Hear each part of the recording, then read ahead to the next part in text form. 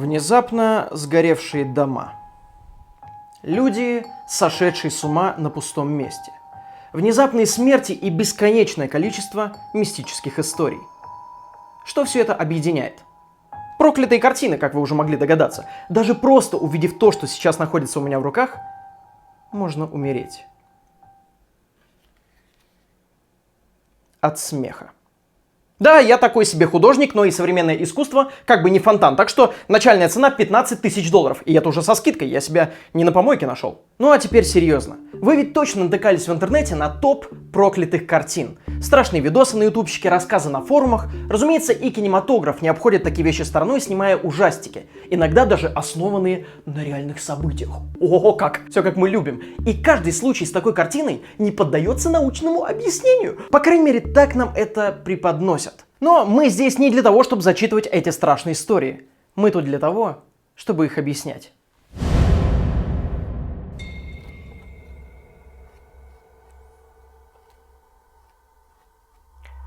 Недавно Netflix выпустил фильм «Бархатная бензопила». И в нем нам снова рассказывали о картинах, которые убивают. А все потому, что художник писал их своей кровью. Да и вообще был сумасшедшим убийцей. Поэтому в картину он вложил часть своей души. Самую темную ее часть.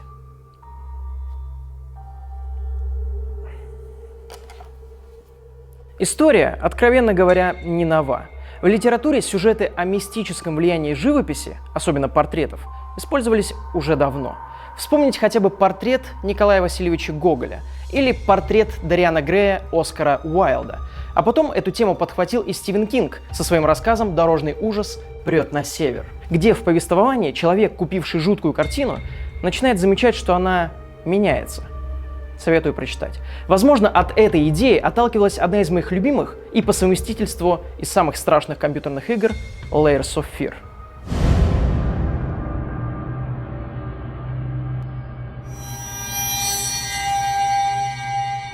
И каждый раз повторялось одно и то же. Картины убивали или приносили несчастье. Вот только в произведениях Гоголя и Уайлда это было литературным приемом. У русского писателя говорилось о пути гения, которого жажда денег привела к катастрофе, а Уайлд писал про ценность духовной красоты. Это была метафора. Но массовая публика метафоры не понимает. Она любит воспринимать все буквально. И тем не менее, сегодня речь пойдет отнюдь не о рассказах и фильмах, а о настоящих картинах, которые убивали. Звучит громко ровно до тех пор, пока ты не натыкаешься в интернете на рассказы про них. Одни поджигали дома, другие сводили с ума. И в голове все равно проскальзывает вопрос: а может, это правда работает? Неудивительно, что почти никто не проверяет реальные факты. Все любят верить в красивые и страшные истории. Пройдемся сегодня по ним и выясним, где правда. Нет, серьезно, мой метод поиска правдивой информации заключается в первую очередь в проверке всех громких историй, которые в этом замешаны. И в 90% случаев этого хватает. Посмотрим, тот ли это случай. Ну что ж, поехали. Портрет Марии Лопухиной был написан Владимиром Боровиковским в 1797 году и сейчас выставлен в Третьяковской галерее. Достаточно мутная история. Жила-была молодая девушка, ее муж заказал ее портрет, а после того, как он был закончен, она скончалась от чехотки. Хотя во время написания картины прекрасно выглядела и не жаловалась. Начались слухи, что портрет забирает жизни тех девушек, которые на него взглянут. Картина Боровиковского «Зашифрованное послание». Марию Лопухину окружают растения, каждая из которых связана с потусторонним миром. Многие говорят, что у этой картины больше 10 жертв. А все потому, что в красках осталась часть души Марии. Но против статистики не попрешь особо, если бы она была. Но, разумеется, ее нет. Зато мы знаем, что чехотка, сейчас мы называем это туберкулез, в начале 19 века был очень распространенным и практически неизлечимым заболеванием. Далеко ходить не нужно. Одно из самых известных полотен Эдварда Мунка «Больная девочка» как раз и показывает нам воспоминания художника, как маленькая девочка, его сестра, в мучениях умирает от туберкулеза. Эта болезнь до сих пор косит людей в огромных количествах, и это несмотря на существование эффективной медицинской терапии, которой не было 2 века назад. Тогда ты кашлянул и уже можешь завещание писать, грубо говоря.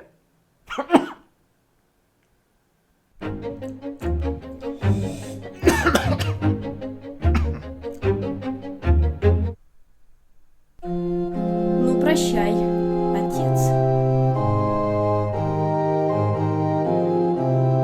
Народные средства, типа жрать мох с сахаром и использовать кровопускание и удары током, не особо помогало, как вы понимаете. И при такой медицине вероятность выжить у Марии Лопухиной была меньше, чем у меня вероятность стать художником.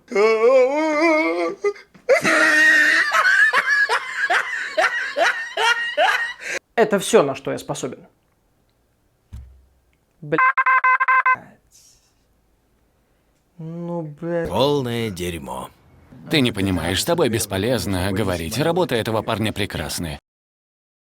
История смерти несчастной девушки – это просто страшная статистика того времени. И, разумеется, молодые девушки, видевшие портрет, тоже могли умереть. И не только девушки, и не только молодые, потому что болезнь вообще никого нахрен не щадила. Но конец этому дебилизму положил Павел Третьяков. Купил и повесил эту картину в своей галерее. Многие, конечно, возбухали. Да как так? Проклятую картину повесил, козлище! Но все равно на нее смотрели тысячи людей. И вспышки смертности не было. Что совершенно противоречит легенде. И все потому, что примерно в это время наконец поняли, что такое туберкулез, и начали профилактику. Все просто и логично. Но заметьте, как я начал рассказ про эту девушку. Погибла после того, как портрет был закончен. Да, это правда, после этого. Спустя 5 лет, если быть точным. И тут нет никакой связи, ведь человек, как правило, умирает от старости, а в СМИ пишут, что он умер после того, как он повесил дома проклятую картину. Только в газетах не напишут, что он повесил ее 48 лет назад. А я, получается, стал блогером после того, как упал с 3-го этажа. Звучит даже немного обидно. И вообще, газеты — это современные разносчики болезни под названием фейк. Какую бы вы ни открыли газету, скорее всего, там будет какой-нибудь непроверенный слух или очевидный вброс. Но об этом чуть позже. Вернемся к картинам. Вот, например, история плачущего мальчика. Представьте себе, художник пишет картину собственного сына, который никак не хочет заплакать. А это ведь необходимо по задумке. Поэтому этот художник-псих зажигал перед его лицом спички, в то время как мальчик обсирался в штаны от страха огня. И вот однажды бедный малыш психанул и крикнул: «Гори ты сам!» И что-то произошло. Проклятие произошло. Художник дописал картину. Но ребенок через пару недель умер от пневмонии. Потом сгорела сама мастерская с самим художником.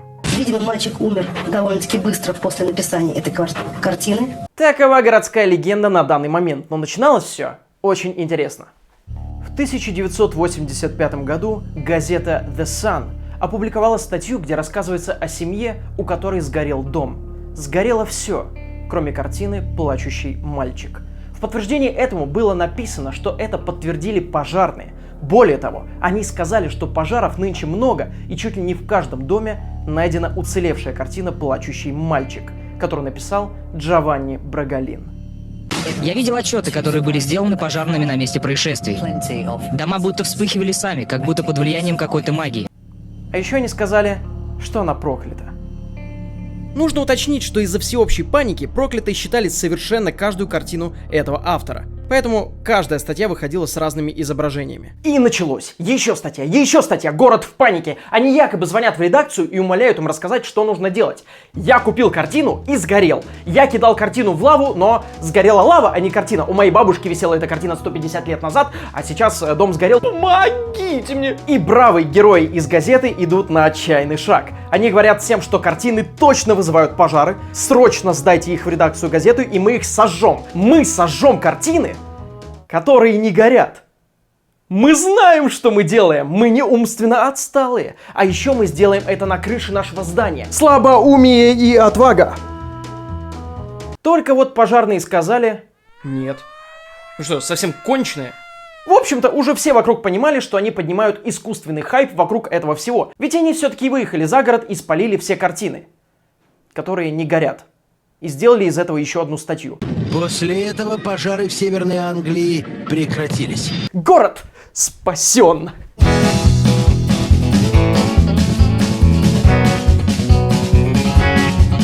Прохладно и... ладно, подумали читатели. Но немногие узнают, что, оказывается, пожарные никогда не говорили слово «проклятый». Это уже редакторы придумали. Все возгорания происходили не просто вот так вот, а потому что безалаберные семьи забывали окурки, сковородки и так далее. Каждый случай был объяснен, и даже выходил официальный ответ от пожарной службы, что пожары и картины никак не связаны, идиоты! Хотя, кому это интересно, правда же? Эксперты не обнаружили ни следов поджога, ни признаков неосторожного обращения с огнем.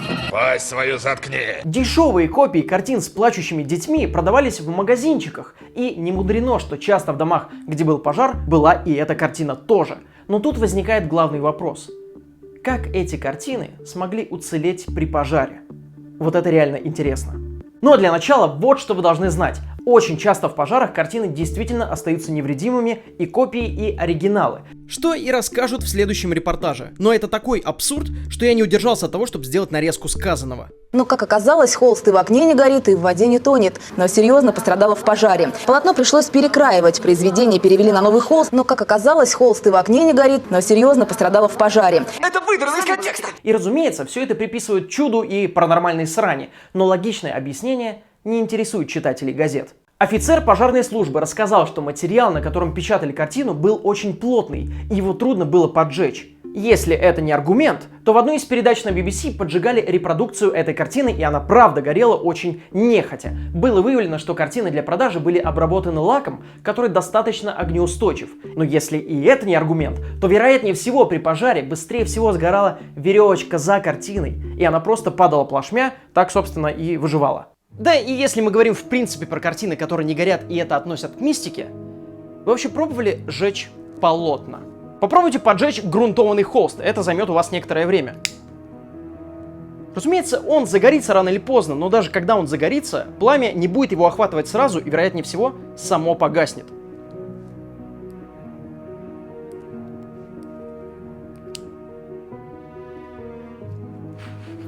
Попробуйте сами провести этот эксперимент дома, только ничего не спалите. Авторитетно вам заявляю, что это, наверное, худшее, что я видел в своей жизни, к тому же это подделка. Я дам вам за нее 3,50. Что? Газета, в общем-то, обосралась и еще на старте всей истории, когда рассказали об очередном пожаре из-за проклятой картины. Но они не учли, что это, мать вашу, вообще другой художник.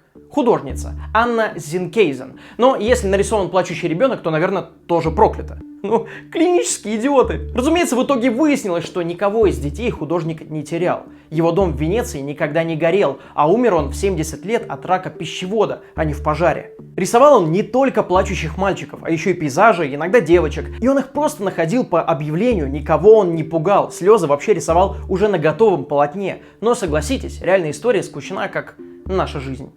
Причем это ведь не единственные картины, которые якобы вызывали пожары. Но исследователь фольклора профессор Даяна Пуркис поведала нам следующее. Люди не очень рациональны, особенно когда случается неожиданная катастрофа. На самом деле, гораздо приятнее полагать, что ваш дом сгорел из-за проклятой картины, чем полагать, что это был просто несчастный случай или винить себя в том, что вы не выключили плиту. Если проклятое изображение вызвало пожар, вы не только не несете ответственность, но это и значительно интереснее, чем если бы вы просто оставили немного жира на сковородке. А ведь гладко стелет. Люди действительно часто хотят скинуть свою ответственность на других. Но итог прост. Нам очень легко что-то внушить. Очень часто, когда в газетах начинают форсить инфу, что в городе призрак завелся, будьте готовы, что все его начнут видеть, даже если никакого призрака никогда и не было. Человеки. И даже если картина не проклята, у нее такая предыстория, что даже самые ярые скептики не особо хотели бы ее к себе домой. Хотя я бы повесил, если бы она мне реально нравилась. Ясно, засол, значит? Да реально повесил бы, что ты. Впрочем, с газетными вбросами все понятно, но ведь есть картины, которые сводили с ума своих создателей и потом влияли на жизнь тех, кто видел их. «Крик» Эдварда Мунка, например. Эту картину вы наверняка все видели. Она свела с ума своего создателя. Или нет? Мунк действительно был в психиатрической клинике. Только вот причина была не в картине, а в его детстве. Вечная бедность. Мать умерла от туберкулеза. Любимая сестра тоже скончалась от него спустя 9 лет. У него было плохое здоровье, ночные кошмары. У младшей сестры диагностировали психическое заболевание. Отец стал религиозным фанатиком, а брат умер спустя несколько месяцев после свадьбы. Не жизнь, а беспросветная срань, я бы это назвал. Возможно, все это повлияло на его общее состояние. Он бухал, у него началась мания преследования, и он слег в больничку. Там ему реально помогли, и по возвращению его картины прекратили быть такими пессимистичными. Но вернемся к самой картине. Мистические истории, разумеется, возникали. Говорят, что один из служащих музея Мунка в Осло, в котором хранится Крик, однажды уронил картину. Вскоре после этого его стали мучить сильные головные боли. Нестерпимые мигрени в итоге довели сотрудника музея до самоубийства. Другой работник музея уронил картину во время смены экспозиции. Вскоре после этого он попал в страшную автомобильную аварию. Посетитель музея, который решил незаметно потрогать картину, неделю спустя заживо сгорел в собственном доме. Да. Вот тут надо бросить все и сказать, что картина реально проклята, ведь не бывает таких совпадений. Только вот откуда мне вообще знать, что такое реально было? Это ведь просто слухи. И вообще довольно странно, если учесть, что картину 2 раза похищали, находили в плохом состоянии и реставрировали, а злоумышленникам ничего не было. Кроме того, что их наказали по закону. Несостыковочка сраная. Картина, наверное, была в шоке от наглости воров и не смогла ничего им сделать. Такая...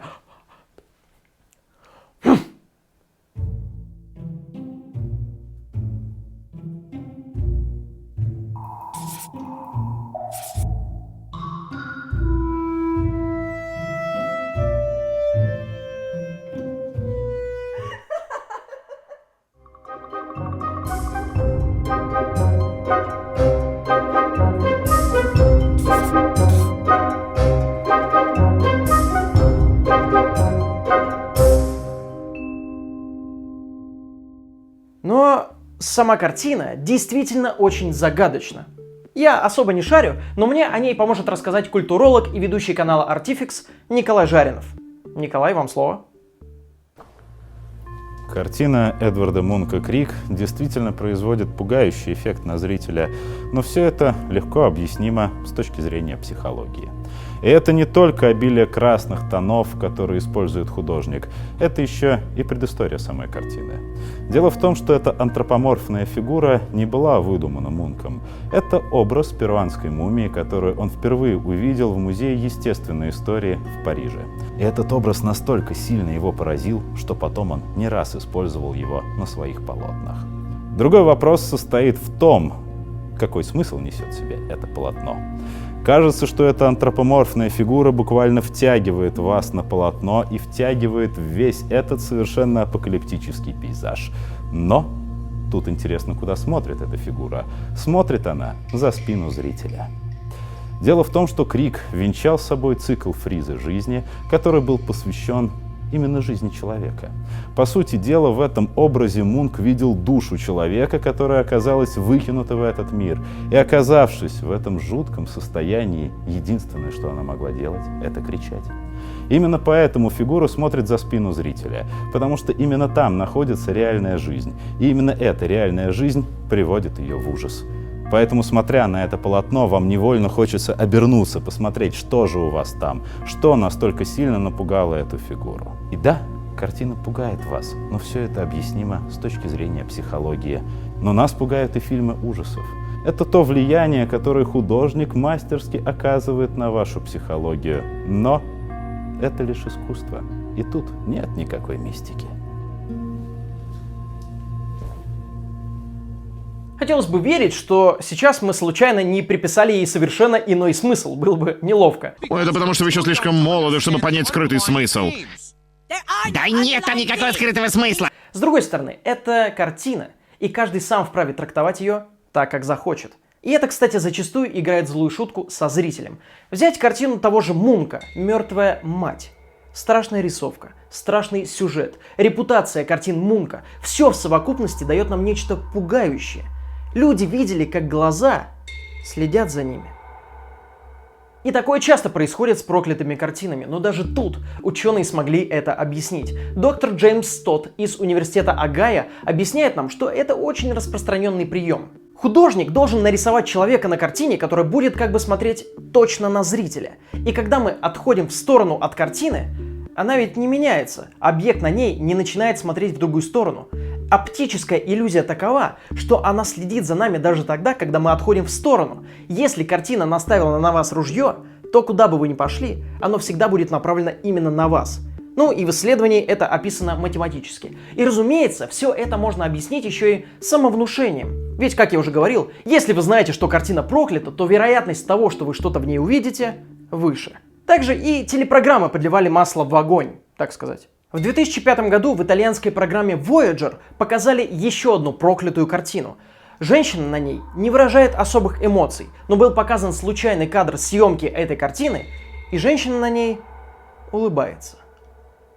Если честно, это даже немного криповенько. Представьте, как бы вы обделались, если бы остались один на один с картиной, и она начала лыбу давить. Это все страшно, если не брать во внимание тот факт, что обычным глазом этого не увидеть. Видео никто не показывает. Был представлен всего лишь скриншот кадра съемки на суперстарую камеру. И стоит, наверное, напомнить, что эта всратая передача распространила слух о Джонни Тайтере, путешественнике во времени. Выпуск про него уже был на канале. В общем-то, разумеется, это может быть фотоманипуляция. Даже если и нет, то добровольцы из комитета по борьбе с лженаукой уже вооружились старыми камерами и смогли повторить этот оптический эффект. И, наконец, моя любимая история. Картина под названием «Руки противостоят ему» американского художника Билла Стоунхэма. Говорят, что на картине изображены духи. Они двигаются, оживают по ночам, да и вообще картина проклята. На следующую ночь ребенок кричал, что дети вышли из картины и ходили за дверью. Она написана в 1972 году. По словам автора, за основу легла вот эта вот старая фотография, а на картине изображен он сам в 5-летнем возрасте. Дверь разделяет реальный мир и мир снов, а кукла — это некий проводник. Руки представляют альтернативные жизни или возможности. Типичный сюр, ничего необычного, но дальше интереснее. Когда картина попала на выставки, ее купил актер Джон Марли и вскоре скончался. Также погиб и владелец галереи, и критик из газеты, который смотрел эту картину. В общем-то, помирали все, кто хоть как-то был связан. Искусствовед Лос-Анджелес Таймс, раскритиковавший на выставке эту картину, скончался на следующий день. Затем полотно приобрел актер Джон Марли, вскоре умерший при загадочных обстоятельствах в собственном доме. Ну, это правда странно, согласитесь, пока не начинаешь копать. На самом деле, Джон Марли продал картину до своей смерти. Ему было 76, и умер он после операции на сердце. Не выдержал. Очень, конечно, удивительно. А критика звали Генри Селдис, и если верить Нью-Йорк Таймс, а это все, что у нас есть, то он покончил с собой после затяжной депрессии и злоупотребления препаратами. А владелец галереи тоже был старым. Ну, такое. Наверное, создатели истории просто не перепроверили. Но самое главное, что про картину все забыли больше, чем на 20 лет.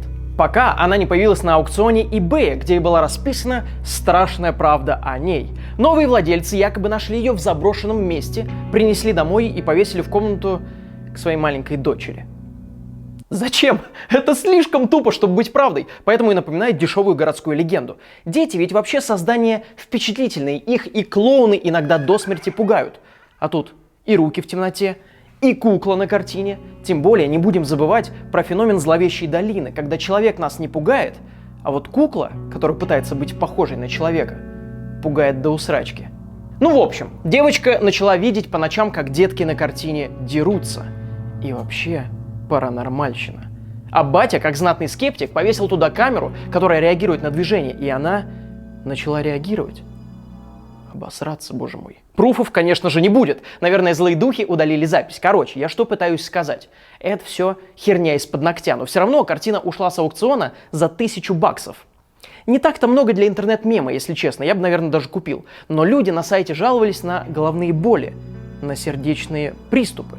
Ну, еще бы, когда ты точно знаешь, что картина проклята, ты еще и не такое себе нафантазируешь. Но все это только поднимало интерес к картине. Купил ее некий Ким Смит, посчитавший, что она послужит украшением для своей выставки. И знаете, что он сказал по истечению какого-то времени?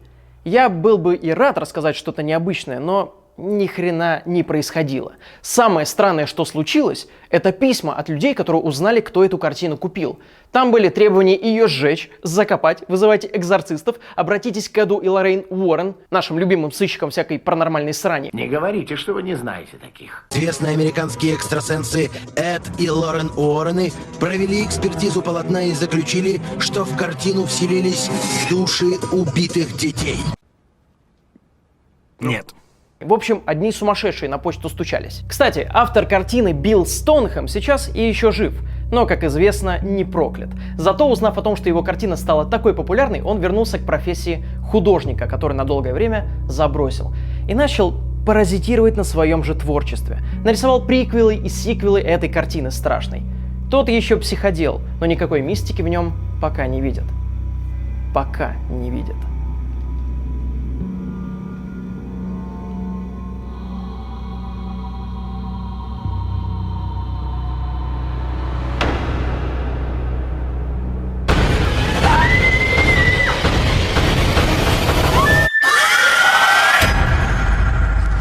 Есть мужик, который всем рассказывает, что нашел на чердаке проклятую картину неизвестного автора, и она издает звуки, открывает его двери и вообще падает. Есть доказательства.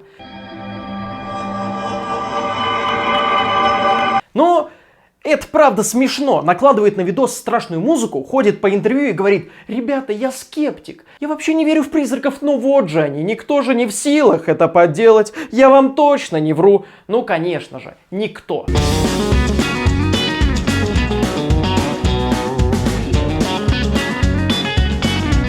Но доверчивых людей нашлось сполна. И следующий лот — максимально проклятая картина. Начальная цена $12. Я не вижу ваших рук. Может быть вы? Может вы? Может вы? Как тебе лицо, пацан? О, я вижу сэр в третьем ряду с глупым выражением лица. Нет, я не буду ничего покупать, я просто так пришел. О, бесстрашный господин! Раз, два, три, продано бесстрашному господину из третьего ряда. Быстрее дайте ему кто-нибудь картину, пока он не убежал. Классная картина, классный выбор. Было бы очень неловко, если его картина реально мистическая. Просто у мужика нет чувства вкуса, как преподнести его находку. Я угораю над ним. Надеюсь, меня не проклянут за это. Но если что, я вас люблю. Это на данный момент были основные и самые интересные истории с проклятыми картинами. И, как видите, все они пустышки. Просто городская легенда, которая уже навсегда засела в памяти людей. Но это зашло настолько далеко, что ваши родители никогда не купят картину, которая якобы была проклята. Даже если это просто выдуманная хрень. Вообще, всех этих историй про картины очень много. Но ни одна из них не выдерживает критики. Никто не спорит с тем, что искусство оказывает влияние на наше психологическое состояние. Вы же плачете, смеетесь, грустите во время просмотра фильмов, во время прочтения книг. И тут нет никакой мистики. Просто любой настоящий художник – умелый психолог, который мастерски манипулирует вашими чувствами. А может быть такое, что вы просто сами придумываете себе смысл какой-нибудь картины и пугаетесь своих же мыслей об этом. Хотел сказать огромное спасибо за помощь в подготовке выпуска каналу Artifix и лично Николаю Жаринову. На их канал переходите, потому что вы там увидите... О, вы увидите там очень много всего интересного. Во-первых, и живопись, и история, и литература, и мультики. Короче, куча всего. И посмотрите наш ролик про Винсента Ван Гога. Это точно тот художник, про которого нужно говорить и про которого нужно много всего знать. За качество я лично ручаюсь, потому что сам смотрю, это просто безумие какое-то. Спасибо большое за помощь, и не последний раз работаем, это точно. А вообще... Представьте, что все-таки можно изобразить то, что будет объединять наш мир, и то, что нам пока недосягаемо. Если это, конечно, существует. Хотелось бы верить, что можно, но верится с трудом.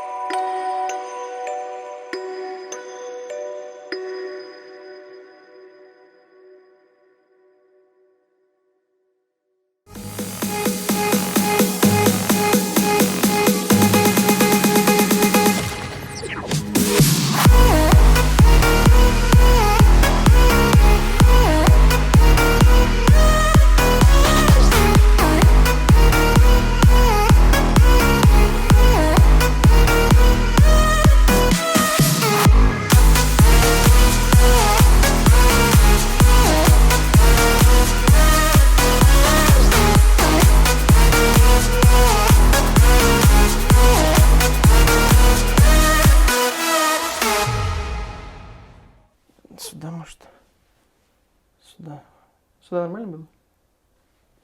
Какое-то говно, если честно.